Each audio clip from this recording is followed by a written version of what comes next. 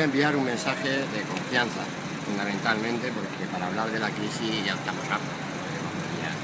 casi 4 años de crisis económica, insisto, la más larga y la más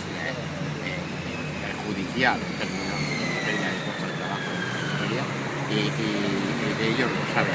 nadie. Por tanto, vamos a hablar de cómo se vencen las dificultades que tiene.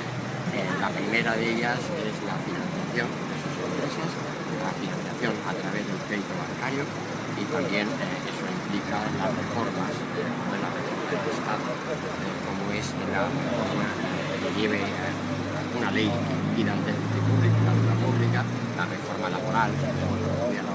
que no sabe qué hacer, que no tiene propuestas. Ayer el presidente del gobierno se volvió a reunir con los agentes sociales, pero lo que no sabemos ninguno es qué propone el gobierno en estas materias, que es lo realmente fundamental, la propuesta del gobierno,